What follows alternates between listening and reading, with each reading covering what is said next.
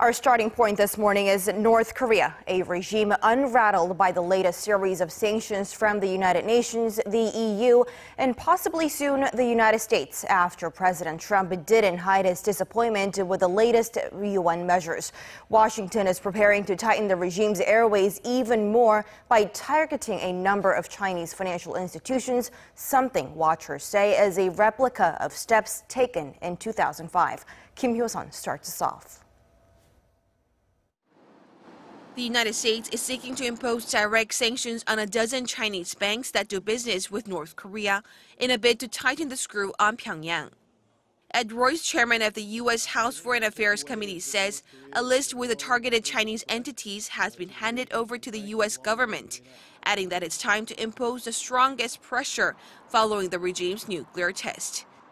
The list is set to name 12 banks, including the country's largest financial institution, Industrial and Commercial Bank of China, Agricultural Bank of China, and China Merchants Bank. Sources say Washington is currently reviewing the option of having North Korea return to the negotiating table, as it did in 2005 when it froze North Korean assets at Banco Delta Asia in Macau. In the face of increasing calls for so-called secondary boycott or sanctions directly targeting Beijing, especially as the latest UN Security Council resolution failed to include an oil embargo on the North, China has toughened its rhetoric against the regime.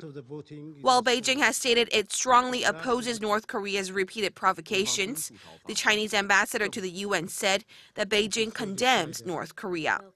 Noting the shift in stance, pundits say the remarks reflect Beijing's changing opinion of the North's nuclear threat. Meanwhile, North Korea responded to the fresh UN sanctions on Thursday with its Asia-Pacific Peace Committee, an organization linked to the ruling Workers' Party of Korea, describing them as useless.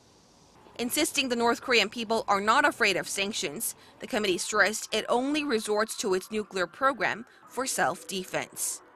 Hyo-sun, Arirang News.